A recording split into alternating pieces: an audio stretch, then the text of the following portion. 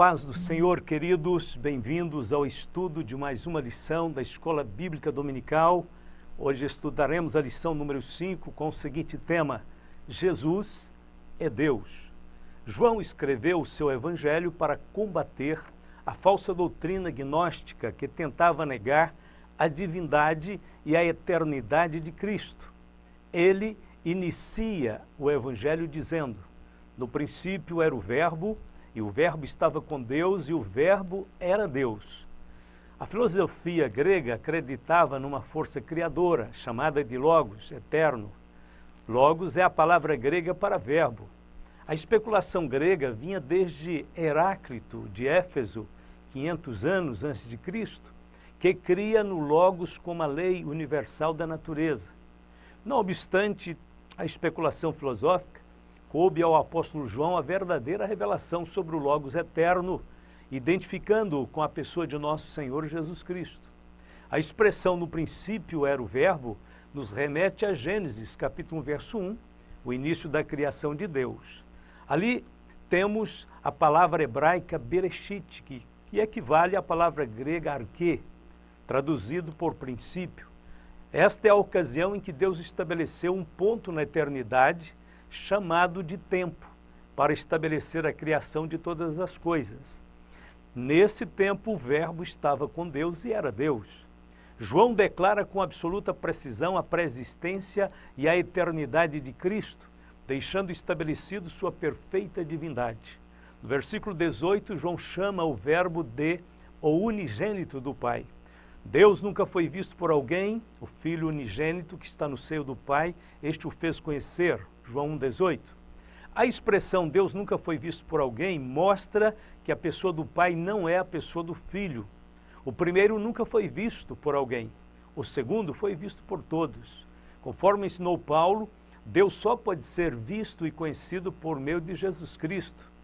Mando-te diante de Deus, que todas as coisas vivifica, e de Cristo Jesus, que diante de Pôncio Pilatos deu testemunho de boa confissão, que guardes este mandamento sem mácula e repreensão até a aparição de nosso Senhor Jesus Cristo, a qual, a seu tempo, mostrará o bem-aventurado e único poderoso Senhor, Rei dos reis e Senhor dos senhores, aquele que tem ele só a imortalidade e habita na luz inacessível, a quem nenhum dos homens viu nem pode ver, ao qual seja honra e poder sempre eterno. Amém. 1 Timóteo 6, de 13 a 16. João diz que o Senhor Jesus Cristo é o unigênito do Pai, ou seja, o único Filho que possui a essência do Pai, sendo, portanto, igual ao Pai em poder, majestade, sabedoria, santidade, amor e eternidade. O próprio Senhor Jesus declarou aos seus discípulos que a sua missão era a de revelar o Pai. Disse-lhe Felipe: Senhor, mostra-nos o Pai, o que nos basta. Disse-lhe Jesus: estou há tanto tempo convosco e não me tendes conhecido, Felipe. Quem me vê a mim, vê o Pai. E como dizes tu, mostra-nos o Pai. Não crês tu que eu estou no Pai e que o Pai está em mim? As palavras que eu vos digo, não as digo de mim mesmo, mas o Pai que está em mim é quem faz as obras. João 14, de 8 a 10. A expressão, o Filho unigênito que está no seio do Pai, revela a eterna relação entre o Pai e o Filho. Tanto na eternidade quanto no tempo, o Filho sempre habitou com o Pai, na presença do Pai. Uma prova disto é que em seu ministério terreno, Jesus viveu uma vida de inteira comunhão com o Pai. Aquele que me enviou está comigo. O Pai não me tem deixado só, porque eu faço sempre o que lhe agrada. João 8, 29. Somente o Verbo eterno goza desse tipo de comunhão com o Pai. E, consequentemente, somente Ele pode nos trazer a revelação completa do Pai, porquanto unicamente Ele desfruta de um grau tão perfeito de conhecimento e de comunhão com o Pai. Todas as coisas me foram entregues por meu Pai, e ninguém conhece o Filho senão o Pai, e ninguém conhece o Pai senão o Filho, e aquele a quem o Filho quiser revelar. Mateus 11, 27. Dessa forma, Jesus é o Verbo eterno. A eternidade de Jesus está revelada nas várias declarações que ele fez de si mesmo. Segundo, ele é o Verbo criador. Todas as coisas foram feitas por ele, sem ele nada do que foi feito se fez. João 1,3. E por fim ele é o verbo encarnado que se fez carne, habitou entre nós e vimos a sua glória, como a glória do unigênito do Pai, cheio de graça e de verdade. João 1,14. Ponto de número 1. A doutrina bíblica da divindade de Jesus. Jesus é Deus. Não existe absolutamente nenhuma dúvida quanto à divindade de nosso Senhor Jesus Cristo nas páginas da Bíblia. Encontramos os títulos divinos empregados à sua pessoa por todo o Novo Testamento. Os dois principais títulos são Deus e Senhor. João escreveu, e o Verbo era Deus. Tomé exclamou, Senhor meu e Deus meu. O escritor aos Hebreus, em Hebreus 1,8, citando o Salmo 45, verso 6, chama-o Deus, atribuindo a criação dos céus e terra a ele. Paulo, profundo observador do monoteísmo judaico, declara Cristo segundo a carne, o qual é sobre todos Deus bendito eternamente, Romanos 9,5. Em Tito 2,13, Paulo chama de grande Deus e nosso Senhor Jesus Cristo.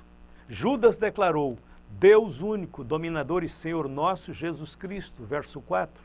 Mateus cita Jesus como cumprimento da profecia de Isaías 4,3, onde diz, voz do que clama no deserto, preparai o caminho do Senhor.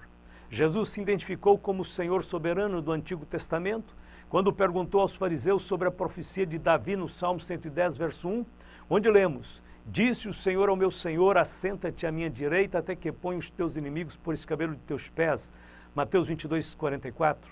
A referência mostra que o primeiro Senhor é o Pai e o segundo, o Filho. As duas pessoas da divindade conversam entre si, são distintas, participam do mesmo trono e da mesma divindade. O título Senhor é o mais empregado a Cristo nas epístolas. Todavia, para nós, há um só Deus, o Pai, de quem é tudo e para quem nós vivemos, e um só Senhor, Jesus Cristo, pelo qual são todas as coisas, e nós por Ele. 1 Coríntios 8,6. Se reconhecemos a perfeita divindade de Jesus Cristo e o seu completo senhorio, e sabemos que Jesus não é o Pai e nem o Espírito Santo, então temos que aceitar o mistério do Deus Trino, que é a unidade das três pessoas distintas compartilhando da mesma essência. Tal conceito não corresponde aos padrões lógicos do raciocínio humano. Disso sabemos, visto que o conhecimento de Deus pertence aos domínios da revelação e da fé, conforme ensinou Paulo. Ora, o homem natural não compreende as coisas do Espírito de Deus, porque lhe parecem loucura, e não pode entendê-las porque elas se discernem espiritualmente. Mas o que é espiritual discerne bem tudo, e ele de ninguém é discernido. Porque quem conheceu a mente do Senhor para que possa instruí-lo? Mas nós temos a mente de Cristo. 1 Coríntios 2, de 14 a 16. Seus atributos absolutos. Atributos são perfeições da essência divina. Jesus possui em si mesmo todas as perfeições da essência divina. Primeiro, Jesus é eterno. E o seu nome será maravilhoso, conselheiro, Deus forte, Pai da eternidade, Príncipe da paz, Isaías 9,6. O título, Pai da eternidade, nos remete a Hebreus 13,8, onde lemos, Jesus Cristo é o mesmo ontem e hoje e eternamente. A respeito de Cristo, o próprio Deus Pai declarou, no princípio fundaste a terra, e os céus são obra de tuas mãos, eles perecerão, mas tu permanecerás, e todos eles, como roupa, envelhecerão, mas tu és o mesmo, e os teus anos não acabarão. Hebreus 1, versos 10 a 12. Segundo, Jesus é onipotente. Ao ressuscitar, Jesus bradou solenemente, é-me dado todo o poder no céu e na terra. Mateus 28, 18.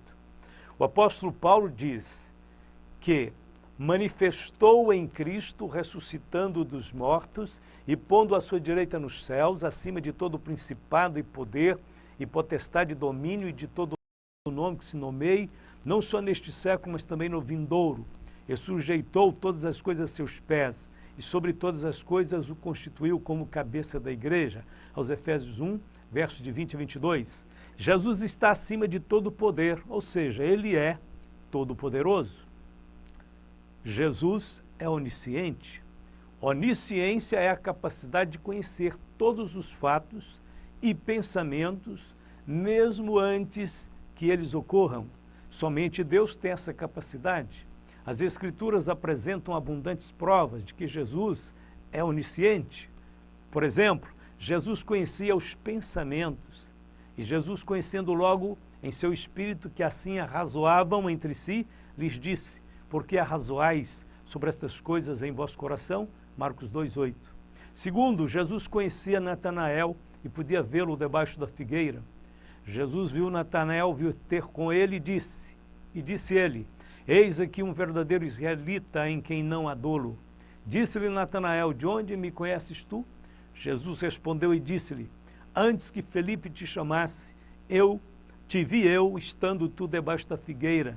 Natanael respondeu e disse-lhe: Rabi, tu és o Filho de Deus, tu és o Rei de Israel. João, capítulo 1, 47 e 49. Jesus conhecia desde o princípio os que não criam e quem o havia de traí-lo. Mas de alguns de vós que não creem, porque bem sabia Jesus desde o princípio quem eram os que não criam e quem era o que o havia de entregar. João 6,64. João diz explicitamente: e não necessitava de que alguém testificasse do homem, porque ele bem sabia o que havia no homem. João 2,25. Os discípulos declararam: agora conhecemos que sabes tudo. João 16, verso 30. Jesus é onipresente. Durante o seu ministério terreno, Cristo não pôde exercer o atributo da onipresença. A promessa feita em Mateus 18, 20, porque onde estiverem 2 ou 3 reunidos em meu nome, aí estou eu no meio deles. Só se cumpriria após a sua ressurreição. Logo que Cristo levantou-se dentre os mortos, ele disse: e eis que eu estou convosco todos os dias até a consumação dos séculos. Amém. Mateus 28, verso 20. A partir daí, o Cristo terreno deu lugar ao Cristo celestial. Paulo escreveu que Deus o constituiu como cabeça da igreja, que é o seu corpo, a plenitude daquele que cumpre tudo em todos, aos Efésios 1, 22, 23. Somente pela sua onipresença Cristo poderia cumprir tudo em todos, visto que na atualidade existem milhares de cristãos sobre a face da terra. Ponto de número 2, a heresia que nega a divindade de Jesus. Arianismo. Esta heresia foi fermentada a partir do ano 318 por um presbítero de Alexandria chamado Ário. Ele negava a divindade de Cristo, ensinava que Jesus era apenas a mais elevada das criaturas, porém não era Deus. Suas explicações: o arianismo citava alguns textos bíblicos para tentar negar a eternidade de nosso Senhor Jesus Cristo, tais como: o Senhor me criou no princípio dos meus caminhos, Provérbios 8, 22. O qual é a imagem do Deus invisível, o primogênito de toda a criação, Colossenses 1, 15. E a vida eterna é esta, que conheço a ti só por único Deus verdadeiro e a Jesus Cristo a quem enviaste, João 17, 3. Com estes textos pincelados, ignoravam todo o pensamento bíblico que defende a eternidade e a deidade de Cristo. Há todo um conjunto de textos dentro da Bíblia confirmando a divindade. Então, como solucionar esta controvérsia? O verbo hebraico Canaã, em Provérbios 8, 22, não significa criar do nada. Para a criação do nada, o verbo é bará, conforme encontramos em Gênesis 1 e 1. A melhor tradução de Canaã é obter ou adquirir. Jesus é a sabedoria personificada que habita eternamente com Deus, conforme lemos. O Senhor me possuiu no princípio de seus caminhos e antes de suas obras mais antigas. Desde a eternidade fui ungida, desde o princípio, antes do começo da terra. Provérbios 8, 22 e 23. Paulo também diz que Cristo é a sabedoria de Deus e também que Ele é Deus bendito eternamente. Mas para os que são chamados, tanto judeus como gregos, lhes pregamos a Cristo, poder de Deus e sabedoria de Deus, 1 Coríntios 1, 24, dos quais é Cristo segundo a carne, o qual é sobre todos, Deus bendito eternamente, amém, Romanos 9, 5. O texto de Colossenses 1, 15 tem sido mal interpretado pelos arianistas, Ele diz claramente, o qual é a imagem do Deus invisível, primogênito de toda a criação. Jesus é o primogênito de toda a criação e não o primogênito de Deus. No original grego, esta expressão prototokos pode ser traduzida como Senhor da criação, dominador da criação ou originador da criação. O termo grego prototokos significa literalmente primeiro gerado, diferente de protoktistos, que significa primeiro criado. Conforme definição dos pais da igreja, Cristo é o único filho eternamente gerado do Pai. Não foi criado nem é procedente, mas filho de uma eterna geração, com todos os atributos da divindade. Nos versos seguintes é dito que tudo foi criado por ele e para ele, e ele é antes de todas as coisas, e todas as coisas subsistem por ele. E ele é a cabeça do corpo da igreja e o princípio e o primogênito dentre os mortos, para que em tudo tenha preeminência. Colossenses 1, 16 a 18. Portanto, este texto comprova que Cristo é preexistente, é eterno e é criador. O texto de João 17, verso 3, não indica nenhuma condição de inferioridade do Filho de Deus em relação ao Pai.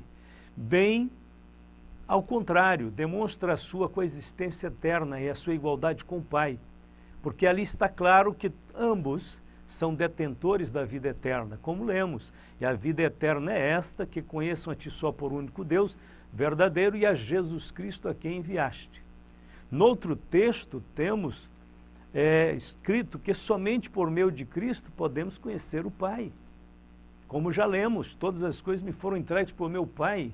Ninguém conhece o Filho senão o Pai, ninguém conhece o Pai senão o Filho, e aquele a quem o Filho o quiser revelar. Mateus 11, 27. Ponto de número 3. Implicações do arianismo na atualidade. A tradução do Novo Mundo. A ramificação moderna mais conhecida do arianismo é conhecida atualmente pelos seguintes nomes: Russelitas, Sociedade Torre de Vigia e Testemunhas de Jeová. A mesma coisa, são 3 nomes para a mesma organização. Este movimento foi fundado por Charles Taze Russell em Pittsburgh, Pensilvânia, nos Estados Unidos, em meados de 1870. Já nasceu eivado de falsas interpretações bíblicas e de gravíssimas contradições doutrinárias. Dentre as centenas de erros cometidos pela Sociedade Torre de Vigia, estava o de criar uma versão exclusiva que eles denominaram de tradução do Novo Mundo. E trata-se de uma versão não autorizada, tendenciosa e que nunca foi reconhecida pelas principais sociedades bíblicas do mundo.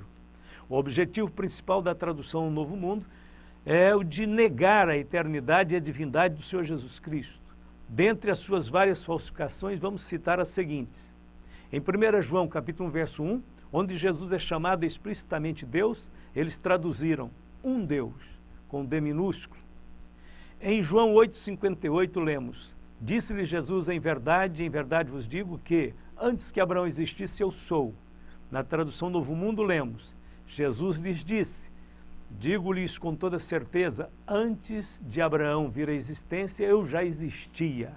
O termo grego ego eimi, eu sou, no original é desprovido de tempo e jamais poderia ser traduzido por eu existo, eu tenho sido.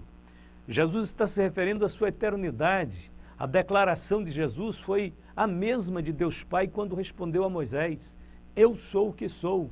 Disse mais: assim dirás aos filhos de Israel, eu sou, me enviou a vós. Êxodo 3,14. Vemos no Evangelho de João que João escreveu seu Evangelho para demonstrar exatamente esta grande verdade de que Cristo é o eu sou. Existem 7 grandes declarações no Evangelho sobre essa expressão eu sou.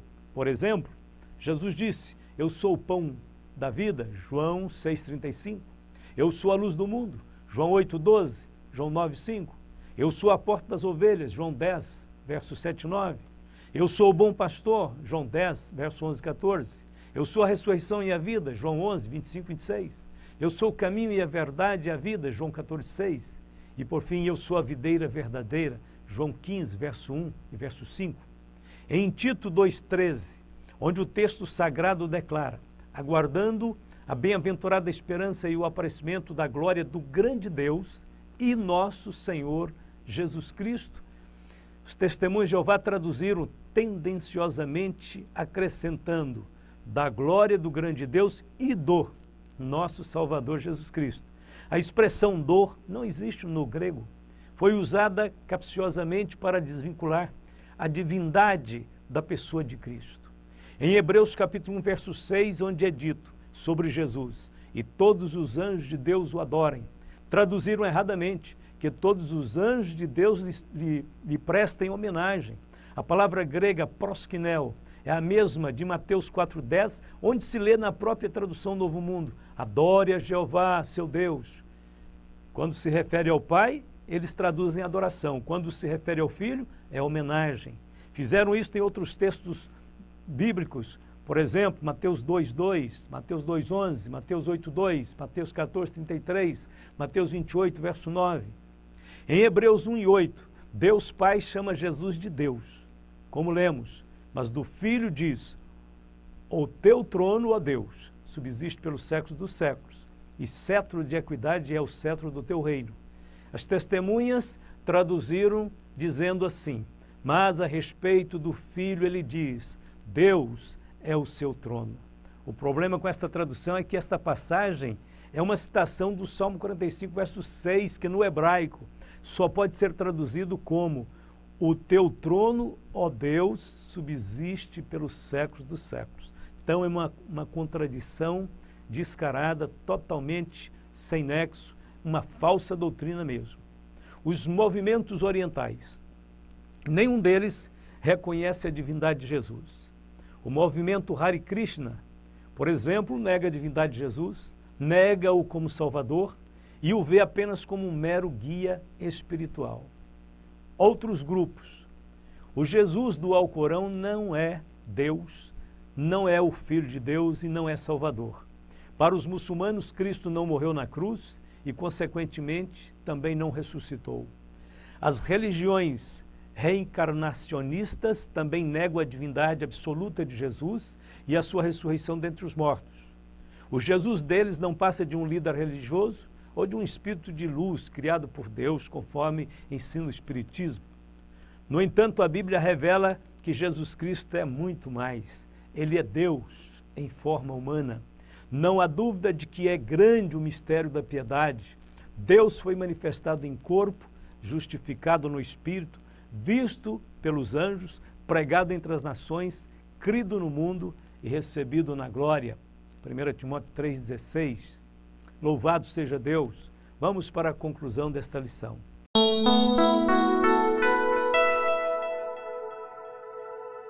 Em João 10,30, Jesus disse: eu e o Pai somos um. Note que Jesus não disse: eu, o Pai, sou um. Se tivesse dito, estaria negando a distinção das pessoas. Jesus também não disse: eu e o Pai somos dois. Não. Se ele tivesse dito, estaria negando a unidade da substância divina. Jesus declarou a igualdade com o Pai em vários textos da Bíblia, mas ele nunca disse que era o Pai. Sobre este texto de João 10,30, Agostinho disse: fica aqui condenado o sabelianismo, que negava a distinção de pessoas na deidade, na palavra somos, ao passo que a palavra um condena o arianismo, que negava a unidade da essência das pessoas da deidade. As seitas arianas e modalistas negam a essência do cristianismo. 3 pessoas distintas em uma única essência divina. O Senhor Jesus Cristo sempre foi igual ao Pai, embora na encarnação tenha assumido a posição de servo para ser o nosso Salvador. Atualmente ele se encontra plenamente revestido de suas prerrogativas divinas, estando exaltado à direita de Deus Pai no céu. Atos 2,33 diz: de sorte que, exaltado pela destra de Deus e tendo recebido do Pai a promessa do Espírito Santo, derramou isto, que vós agora vedes e ouvis. E ainda, saiba, pois, com certeza toda a casa de Israel, que a esse Jesus, a quem vós crucificastes, Deus o fez Senhor e Cristo. Atos 2,36. Esse modo de ser divino é eterno e nunca mudará. Temos um vislumbre do perfeito estado eterno no último capítulo do livro do Apocalipse. Lá vemos as 3 pessoas da divindade. Está escrito: e mostrou-me o rio puro d'água da vida, claro como cristal, que procedia do trono de Deus e do Cordeiro. Apocalipse 22, 1.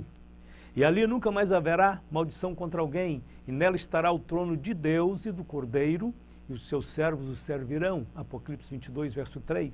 E sobre o Espírito Santo está escrito: e o Espírito e a esposa dizem, vem, quem ouve diga vem, e quem tem sede venha, e quem quiser tome de graça da água da vida. Apocalipse 22, 17. Quando chegarmos ao céu, veremos as 3 pessoas da divindade e contemplaremos a sua glória eternamente. O Deus triuno estará ali para ser adorado, para ser glorificado por todos os seus santos. Nós desfrutaremos da grandeza, da imensidão deste mistério chamado Deus triuno. Ele se revelará para nós.